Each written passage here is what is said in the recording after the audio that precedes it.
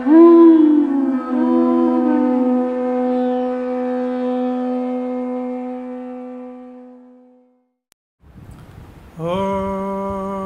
Namo Bhagavate Vasudevaya.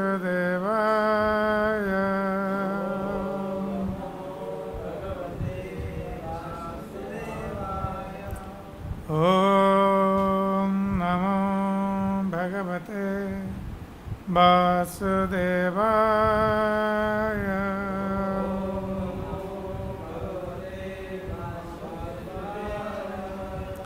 Om Namo Bhagavate Vasudevaya.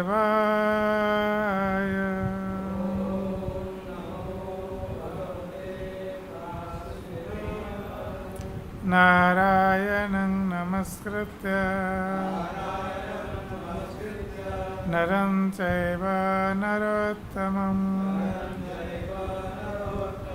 deving saraswating vyasam tato jayamudire nashta prayesu avadresu nityam bhagavata sevaya bhagavati uttama sloke bhaktir bhavati naistike mukhaṁ karati vācālaṁ mangulam gayate girim yat kripatamaham bande sri gurum dinataranam Sri Paramananda Madhavam.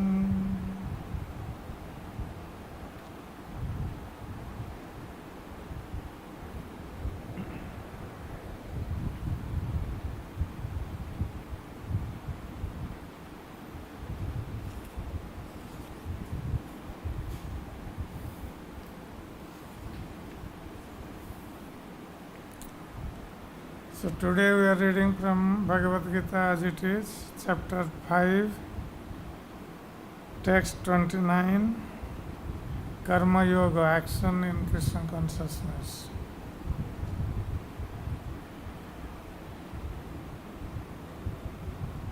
Bhaktarang yajna tapasam sarvaloka maheswaram Shrudang sarvabhutanam gyata mang santi mritsati bhaktarang yajna tapasam sarvaloka maheswaram Shrudang sarvabhutanam Gyata mang santi mritsati Bhaktarang yajna tapasam Sarvaloka maheswaram Shrudang sarvabhutanam Gyata mang santi mritsati Bhaktaram, the beneficiary, yajna of sacrifices, tapasam and penances and austerities, sarvaloka of all planets and the demigods thereof, Maha Iswaram, the Supreme Lord, Sruhudam, the benefactor, Sarva, of all, Bhutanam, the living entities, Gyatva, thus knowing, Mam, me, Shantim, relief from material pangs, Richati, one achieves. Translation and purport by His Divine Grace, A.C. Bhaktivedanta Swami, Srila Prabhupada. Translation. A person in full consciousness of me, knowing me to be the ultimate beneficiary of all sacrifices and austerities, the Supreme Lord of all planets and demigods, and the benefactor and well-wisher of all living entities, attains peace from the pangs of material miseries. Purport. The conditioned souls within the clutches of the illusory energy are all anxious to attain peace in this material world. But they do not know the formula for peace, which is explained in this part of the Bhagavad-Gita. The greatest peace formula is simply this: Lord Krishna is the beneficiary in all human activities. Men should offer everything to the transcendental service of the Lord, because He is the proprietor of all planets and the demigods thereon. No one is greater than He. He is greater than the greatest of the demigods, Lord Shiva and Lord Brahma. In the Vedas, Shvetashvatara Upanishad 6-7, the Supreme Lord is described as Tang Iswaranang Paramang Maheswaram. Under the spell of illusion, living entities are trying to be lords of all they survey. But actually they are dominated by the material energy of the Lord. The Lord is the master of material nature, and the conditioned souls are under the stringent rules of material nature. Unless one understands these bare facts, it is not possible to achieve peace in the world, either individually or collectively. This is the sense of Krishna consciousness. Lord Krishna is the supreme predominator, and all living entities, including the great demigods, are His subordinates. One can attain perfect peace only in complete Krishna consciousness. This 5th chapter is a practical explanation of Krishna consciousness, generally known as Karma Yoga. The question of mental speculation as to how Karma Yoga can give liberation is answered herewith. To work in Krishna consciousness is to work with the complete knowledge of the Lord as the predominator. Such work is not different from transcendental knowledge. Direct Krishna consciousness is bhakti-yoga, and jnana-yoga is a path leading to bhakti-yoga. Krishna consciousness means to work in full knowledge of one's relationship with the Supreme Absolute. And the perfection of this consciousness is full knowledge of Krishna, or the Supreme Personality of Godhead. A pure soul is the eternal servant of God as his fragmental part and parcel. He comes into contact with Maya due to the desire to lord it over Maya, and that is the cause of his many sufferings. As long as he is in contact with matter, he has to execute work in terms of material necessities. Krishna consciousness, however, brings one into spiritual life, even while one is within the jurisdiction of matter. For it is an arousing of spiritual existence by practice in the material world. The more one is advanced, the more he is freed from the clutches of matter. The Lord is not partial towards anyone. Everything depends on one's practical performance of duties in Krishna consciousness, which helps one control the senses in every respect and conquer the influence of desire and anger. And one who stands fast in Krishna consciousness, controlling the above mentioned passions, remains factually in the transcendental stage or Brahma Nirvana. The eightfold yoga mysticism is automatically practiced in Krishna consciousness because the ultimate purpose is served. There is a gradual process of elevation in the practice of yama, niyama, asana, pranayama, pratyahara, dharana, dhyana and samadhi. But these only preface perfection by devotional service, which alone can award peace to the human being. It is the highest perfection of life. Thus ends the Bhaktivedanta purpose to the 5th chapter of the Srimad Bhagavad-Gita in the matter of karma yoga, or action in Krishna consciousness.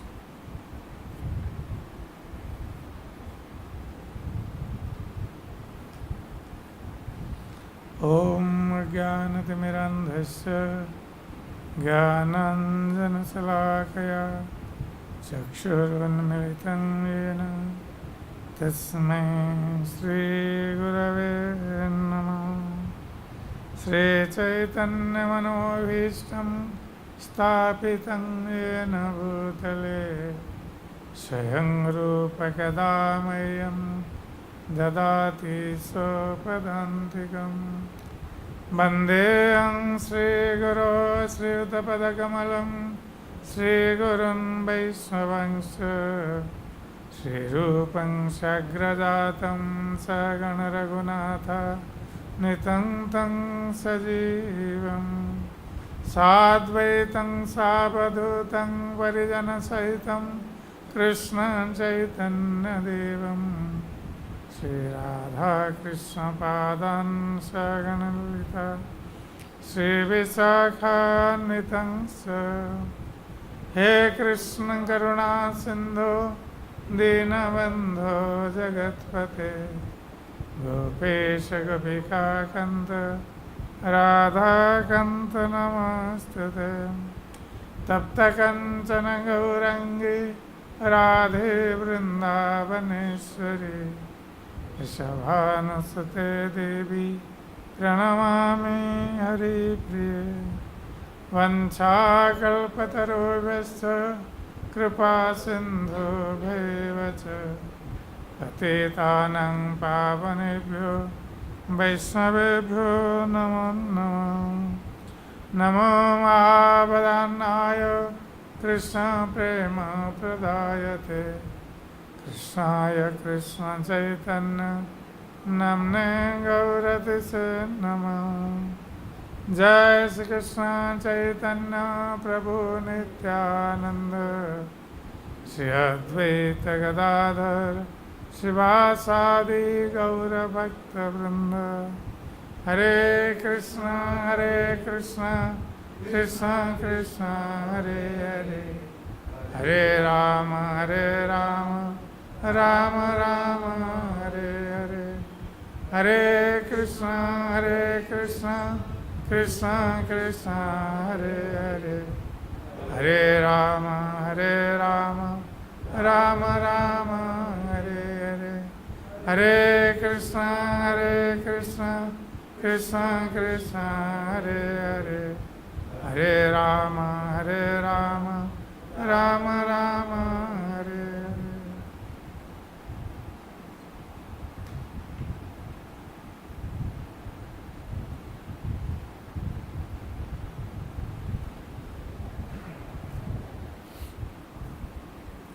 Bhaktarang Yagnatapasam Sarvaloka Maheswaram Sruhudang Sarvabhutanang Gyata Mang Santi Mitsuri. So here in this verse of Bhagavad-Gita, Lord Krishna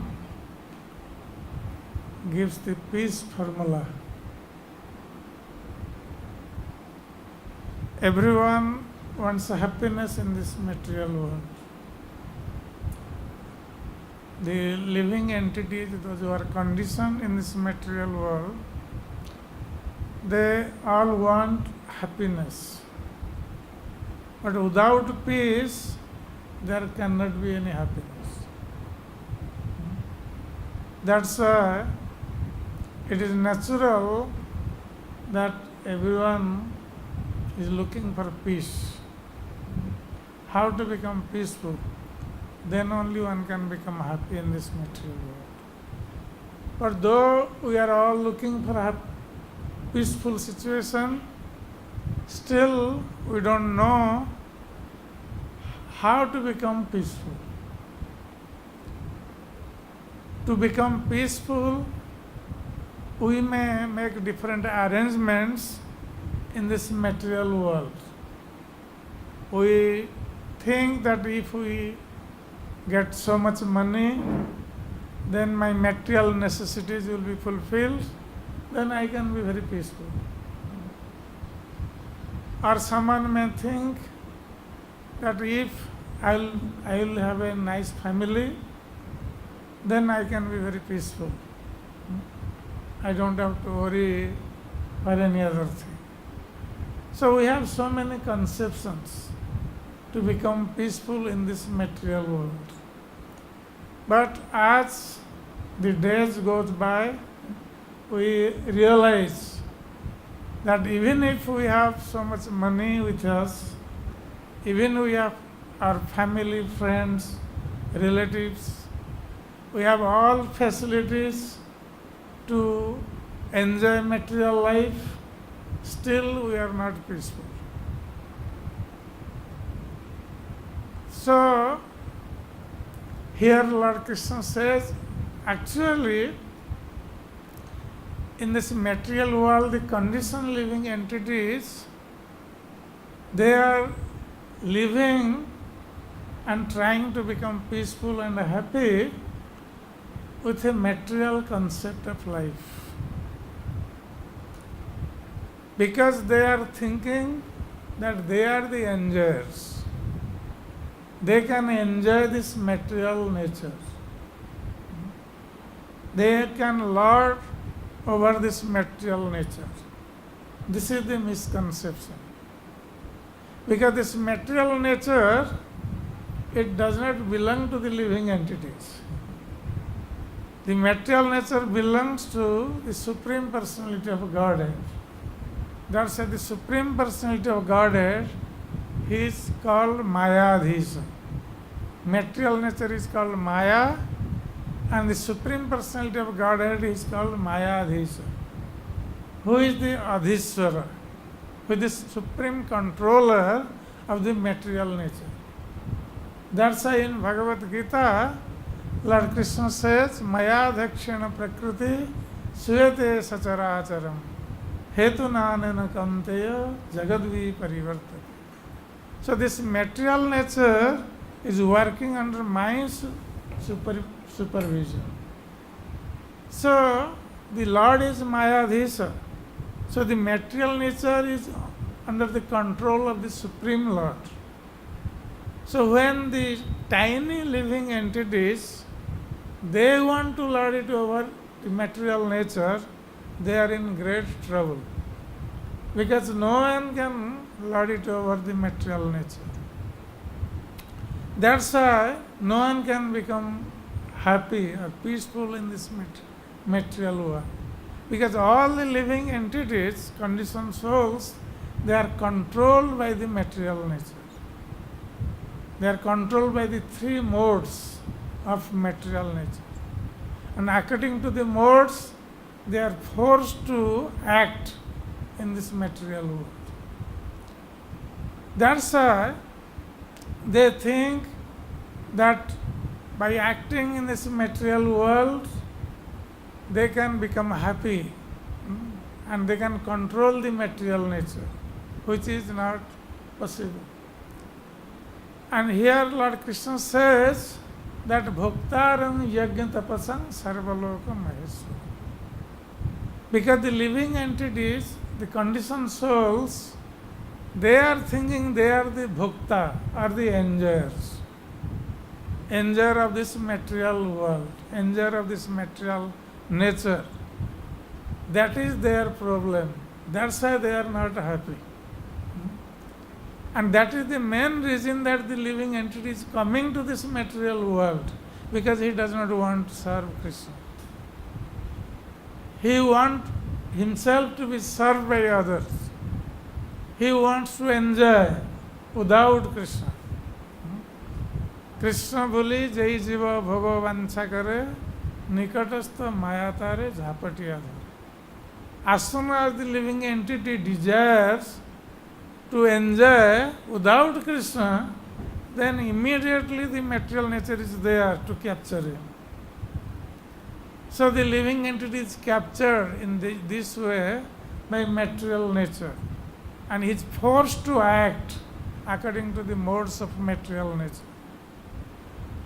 But Krishna says that bhoktaram jagya tapasam sarvaloka maheswara, that when the living entity will understand, because in conditioned state, the living entity is thinking that he is the enjoyer of everything what he sees. But when he will think that he is not the enjoyer, from his practical experience at least one can know this thing, that even if living entity is trying in so many ways to enjoy, but still he is suffering in this material world. So when the living entity will think that he is not the enjoyer, real enjoyer, because he is suffering in this material world, then who is the real enjoyer of this material world? Because the material nature which is controlling this material world. So the Krishna, the Supreme Personality of Godhead, he is the controller of this material nature and the material world, and also all the living entities. He is controlling everyone. Aham sarvasya prabhavo matta sarvam pravartate. He says, I am the source of everything, both material and spiritual. So he is controlling everything. He is the supreme controller. So the supreme controller can only become the supreme enjoyer. The living entity cannot be the supreme enjoyer. The living entity may enjoy a little bit here and there, but the living entity cannot be the supreme enjoyer. Krishna is the supreme enjoyer. But because of this misconception, the living entity is trying to enjoy in this material world, and that's why his endeavors are baffled again and again in this material world. So that's why Krishna says that when one will understand that I am Krishna, the Supreme Personality of Godhead, is the bhokta, the enjoyer or the beneficiary of all yajna and tapasya. Yajna, sacrifices, and tapasya, austerities. So here we see in the material world, the karmis, those who at least follow the Vedic principles. Those who do not follow the Vedic principles, there is no question of performing yajna or sacrifices. They don't perform any yajna. But those who are at least trying to follow the Vedic principles, so when they want to perform some sacrifices with some material motive, because generally the Vedas are under the three modes of material nature. And because the living entities are also in the three modes of material nature, to elevate the living entities, the Vedas have instructions to different kinds of people in different modes. So, in Vedas it has been stated that if someone can perform a particular type of sacrifice, he can be elevated to the heavenly planet. Specifically, it is said that there is a sacrifice called Sautramani sacrifice. So by doing that, one can be elevated to the heavenly planet. And we have some conception that if we are elevated to the heavenly planet, then we can become more happy in the heavenly planet. That's why in material world there is a conception that if someone goes to the heavenly planet after death, then his life is perfect. He has achieved perfection.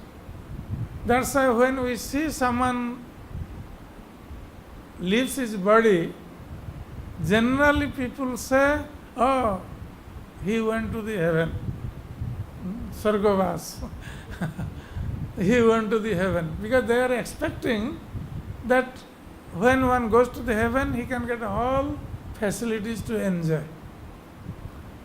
Though they have no idea actually what happens in heaven, what type of enjoyment is there, and how long it lasts in heaven. People have no idea. That's why we see when Srila Vasudev wrote Mahabharata, of course there are two versions of Mahabharata. So the version which is presently available, so that version is a Vaishambhayan version of Mahabharata. Vaishambhayan was one of the disciples of Vasudev. So in his version, it says that the Pandavas, after retirement, they went to heaven. So sometimes our devotees, they ask this question, that Pandavas were all pure devotees of Krishna, then how is it that at the end they are supposed to go back to Krishna Loka, but they went to heaven? It has been described in Mahabharata. But we have to understand that this Mahabharata is written for the people, those who are in three modes of material nature. Those who only understand that a heavenly kingdom is the goal of life. For them, this is written that, they can understand that Pandavas who went to heaven means they achieved the highest perfection. But actually, the Pandavas, they went back to Godhead. In Jaimini Mahabharata, we can get to know this thing. So, because they are devotees, they went back to Godhead. But people, they don't understand what is kingdom of God. If we say to people Golok Vrindavan, they don't understand what is Golok Vrindavan. But they can understand Swarga. So, there are different conceptions in life. So here we see that Lord Krishna says that Bhoktaram Yajna Tapasam. So the karmis, they perform different kinds of pious activities. And the goal of those pious activities is to be elevated to the heavenly planet or get some material happiness.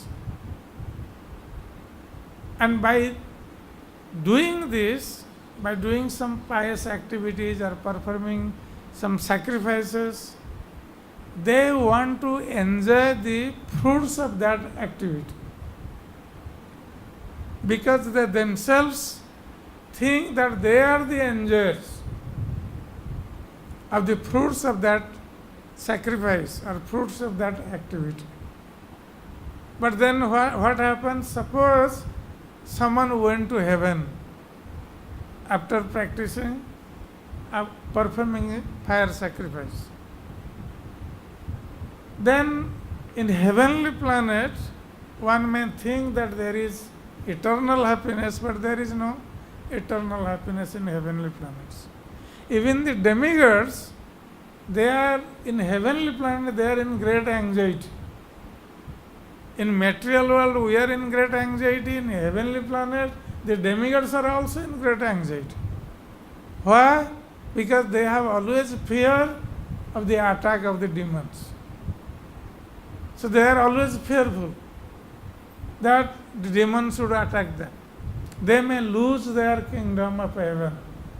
Sometimes it happens that the king of heaven with all the demigods, they run away from heavenly planets because of the fear of the demons.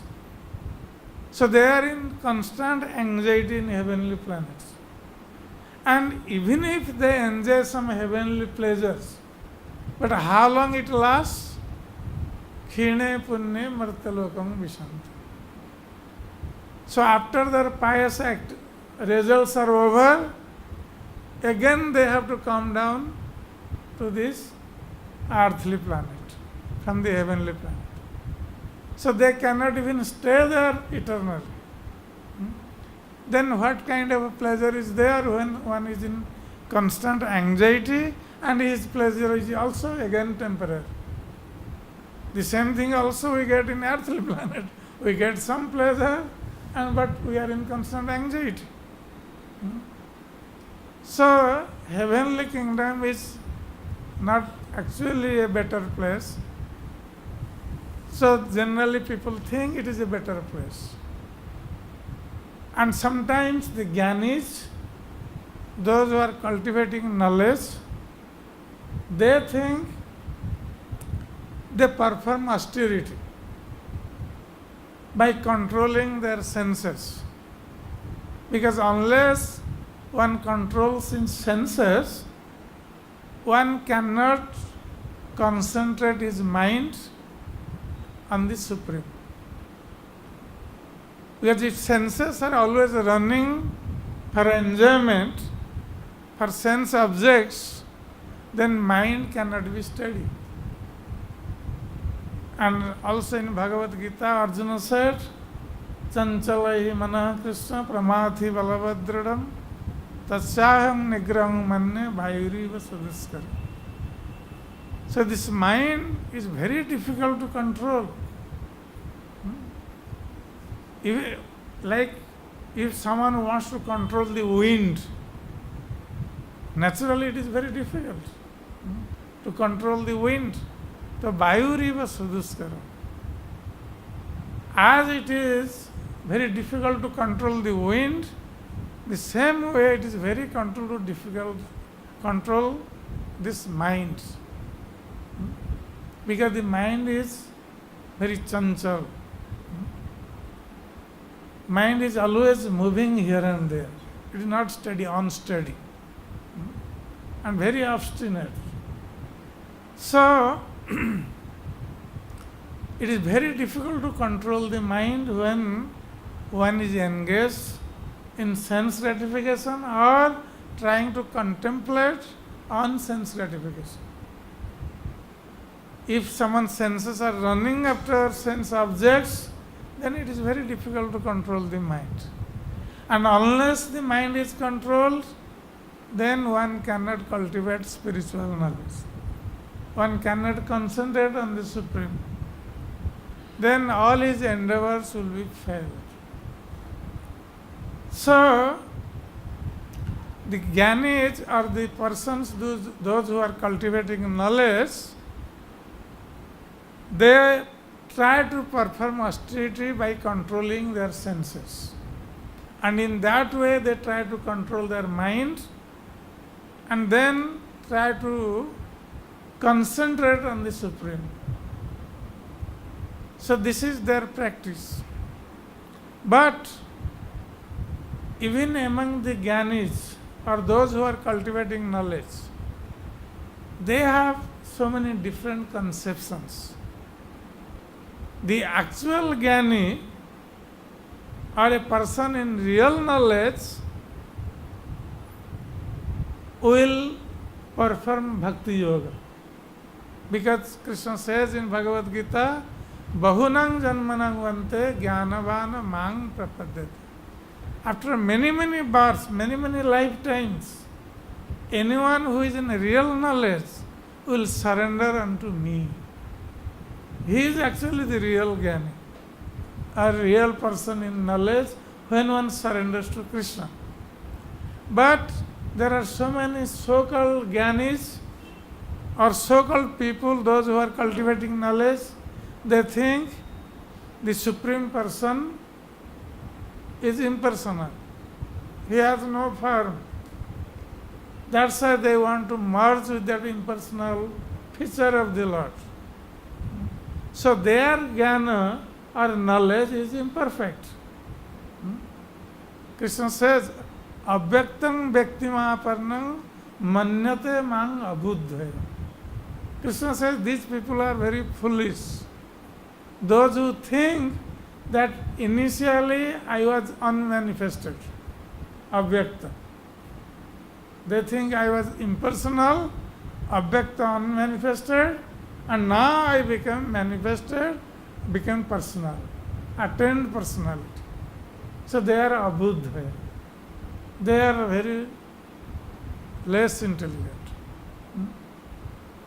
So this type of jnanis are the person in knowledge, though they perform different kinds of austerity to control their mind, but their endeavor attains failure at the end, unless they come to the platform of devotional service or surrendering to the lotus feet of Krishna. So generally it happens that the karmis, they perform sacrifices to attain a higher platform for material enjoyment.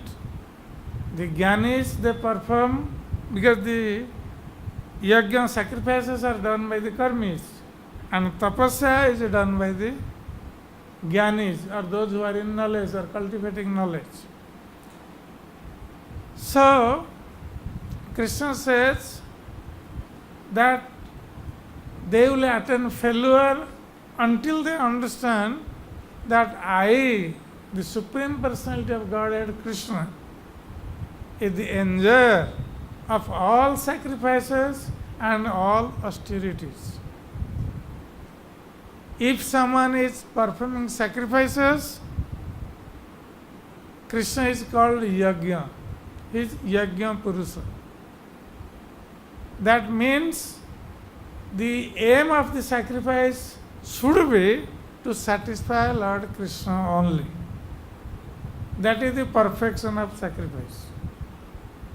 The aim of performing austerity should be to think of Krishna, the personal feature of Krishna, to serve Krishna, to perform devotional service of Krishna.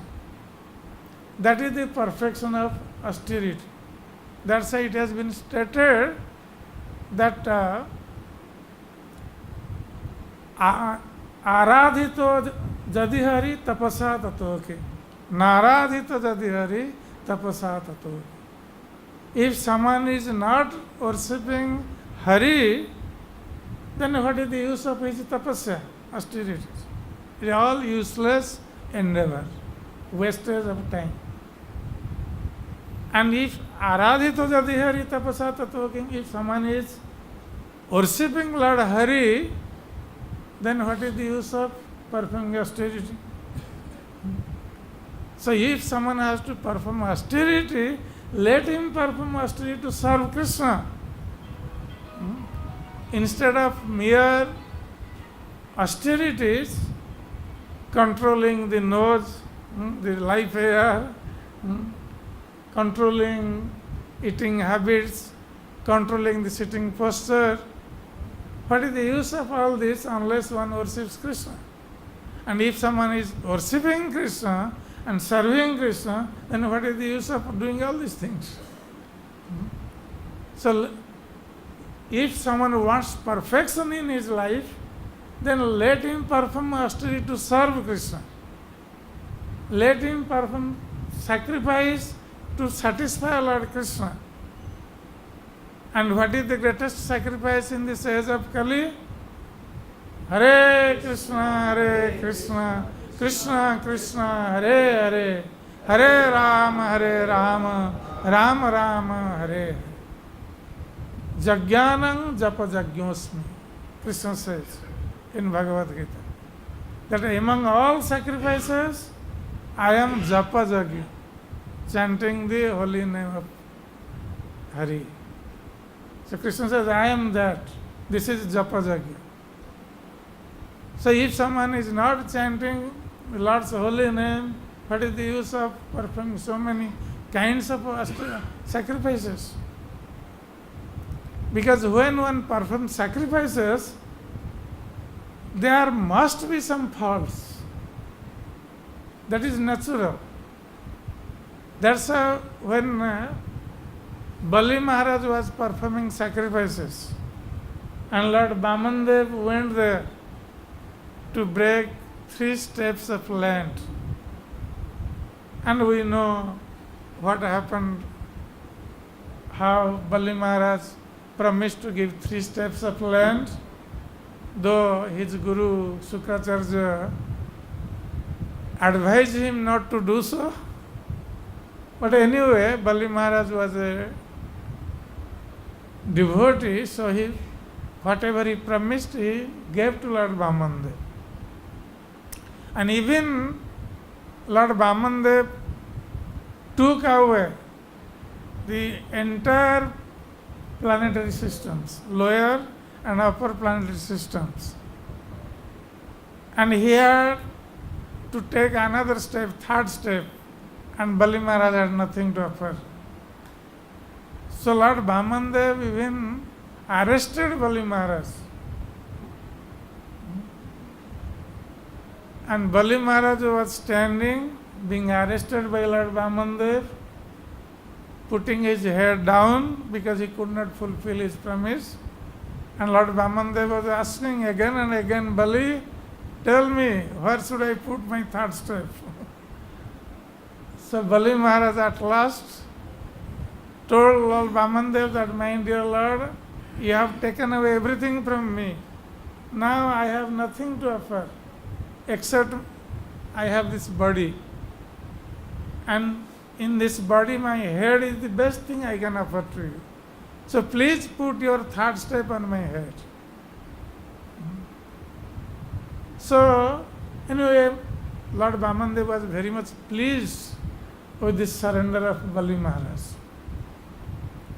And he offered him a place in Sutal Loka, which had opulence greater than the opulence of Lord Indra in heavenly planets.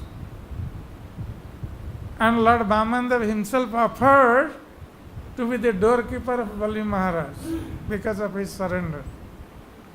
Because he gave away everything to Lord Vamandev. So when all these things are happening, there was a disturbance in the sacrifices. The sacrifice which was performed by Bali Maharaj, it was interrupted because of Lord Vamandev. Lord Vamandev came and all these things happened in the middle. So at the end, Lord Vamandev asked Sukracharya that, dear Sukracharya, you are the priest of Bali Maharaj. So I came in the middle of the sacrifice. Your sacrifice was disturbed. So Bali Maharaj was performing the sacrifice and it was all disturbed in the middle. So now, how this sacrifice should be completed? Please tell me. Lord Vamandev asked Sukracharya that there was interruption in the sacrifice in the middle, so how the sacrifice will be completed? Because Bali Maharaj had started this sacrifice should be completed. So then Sukracharya admitted that, my dear Lord, while performing sacrifices, there can be many mistakes.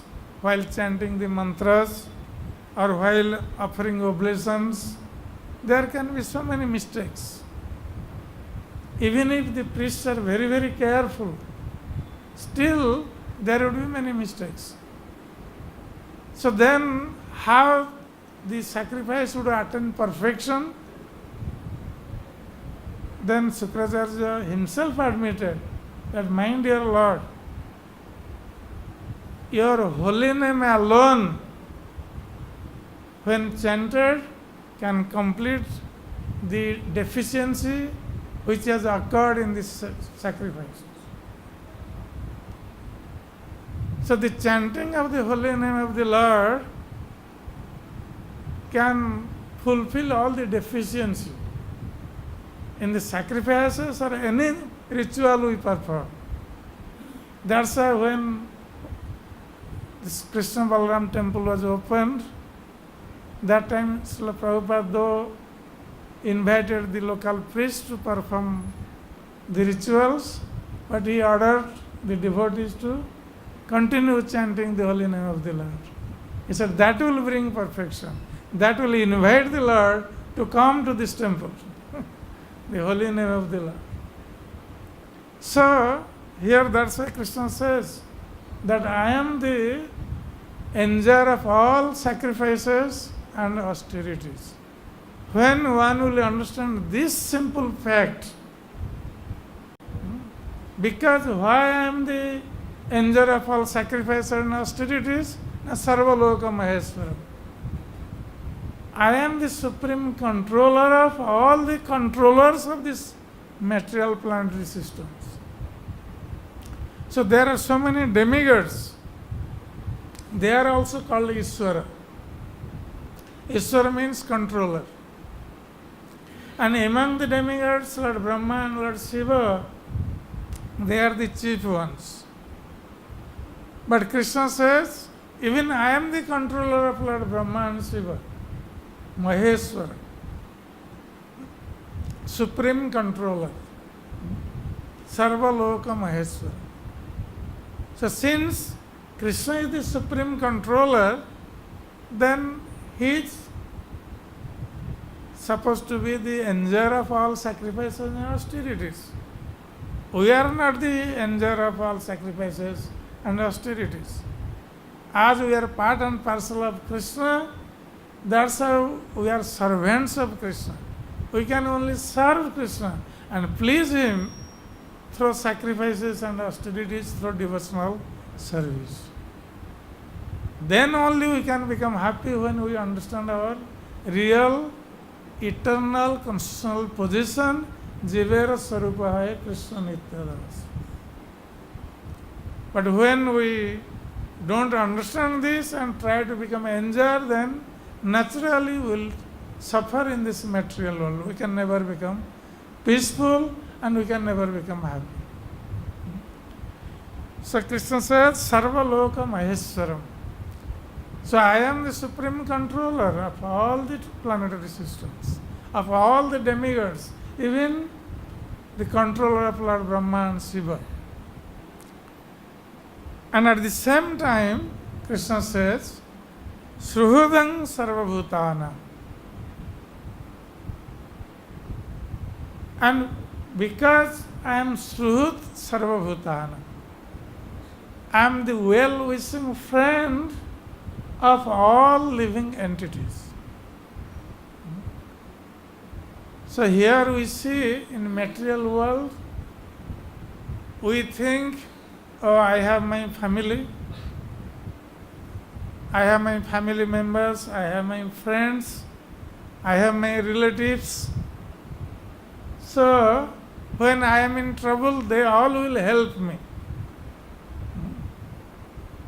So we feel ourselves very peaceful that I have my family.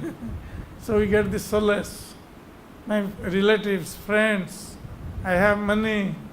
So I am in a well-situated position.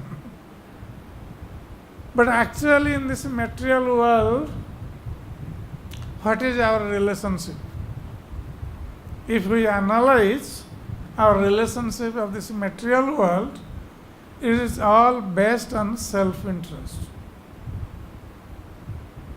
When the self-interest is no more there, then the friends become foes. Immediately. That's how we see. Today they are very intimate friends. Tomorrow they will become enemies.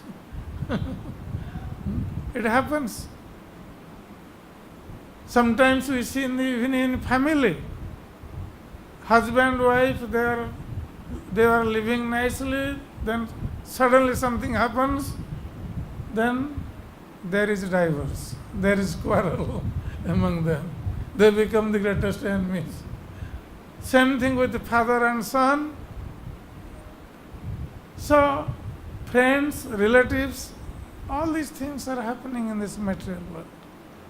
That's why Prabhupada, in one of his lectures, he says, there are 3 types of friends. One type of friend is called bandhu. This bandhu, this is the official position of a friend. So we say bandhu means friend, relative. So that position one attains, because it is an official position, means sometimes there is marriage in another family. So some relation is established. That is official relationship. So when we say, I have relatives, bandhu, they will help me. But this is official relationship. And the same people, if their self-interest is hurt, then instead of helping us, they will become our enemy. That is official position. Bandhu. And then another position of a friend is mitra. So when we establish some relationship with someone, or we say, oh, he is my mitra or friend, that is also a social position. So when, as long as our friend is getting some benefit from us, then he is our friend. As soon as his interest is, self-interest is no more there, it is hurt, then immediately he becomes enemy. It happens. We have so many friends in society. Today they are friends, tomorrow they become greatest enemy. Sometimes they kill each other. It happens. So they are actually not real well-wishing friend or relatives. They don't want our benefit, they want their benefit only. That's why Krishna here used the word Surut. Surut means well-wishing friend, who wishes good or good fortune for his friend, always thinking about the friend, how he can live happily, how everything will be auspicious for him. That is the real friend. That is called Surut, well-wishing friend.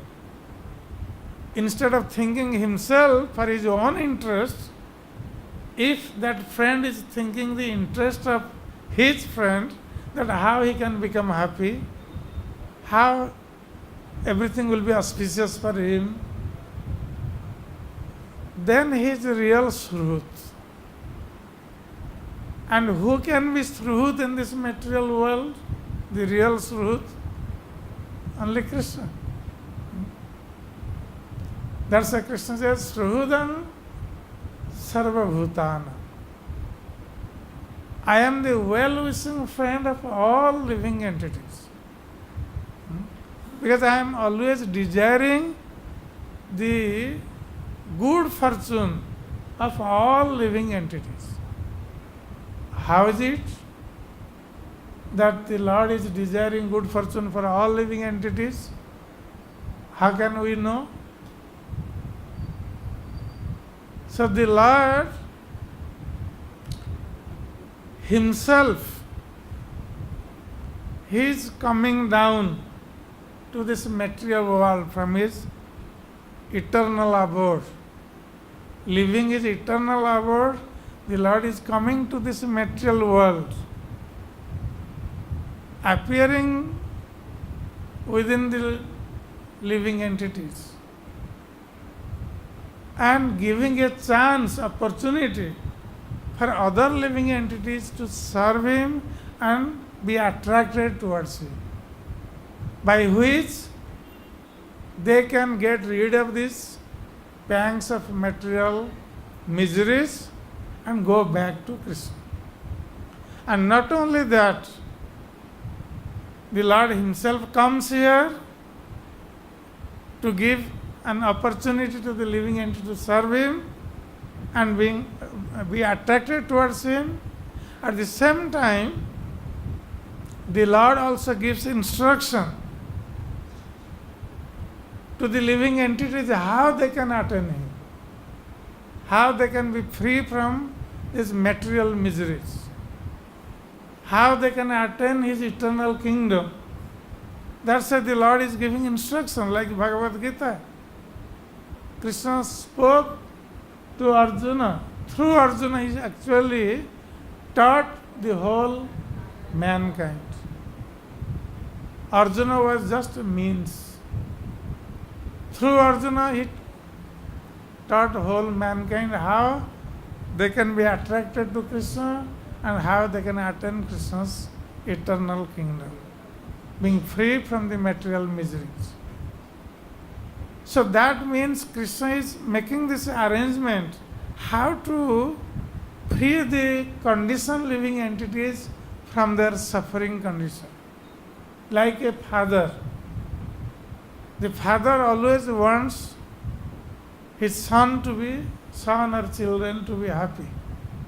Though children, many times, most of the time, they don't listen to the father's instructions. They want to become of their own. But the father's desire is to see their happiness.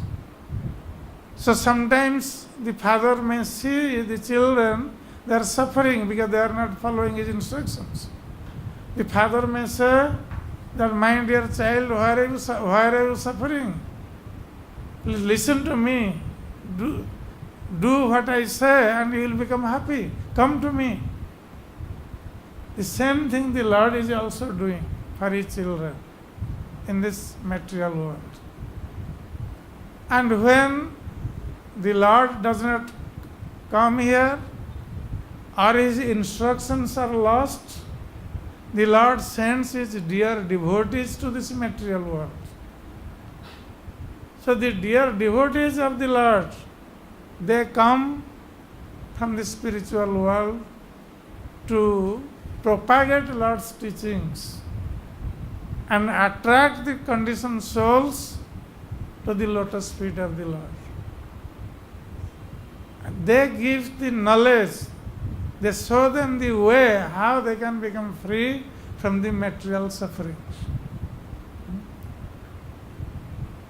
So these are the arrangements of the Lord for the conditioned souls of this material world. That's why Krishna says, Sruhudam Sarvabhutana. I am the well-wishing friend of all living entities. And anyone who will know this, Gyatva, Mang Santi Mritsati. If one will know this thing, that I am the well-wishing friend of all living entities, I am the enjoyer of all sacrifices and austerities, I am also the supreme controller of all planetary systems and all the demigods, including Lord Brahma and Shiva, he can attain real peace in his life. Because that person will be well situated in his position as my servant, and he would be engaged in my devotional service, by which he can become free from the pangs of material miseries and attain my eternal nature, the kingdom of God. So this is the instruction of Lord Krishna, by which one can attain peace or happiness in this material world. And this is a clear-cut instruction to the conditioned souls that how they can really attain peace in this material world while living in this material world, and after death they can go back to Krishna and enjoy eternal happiness. Hare Krishna.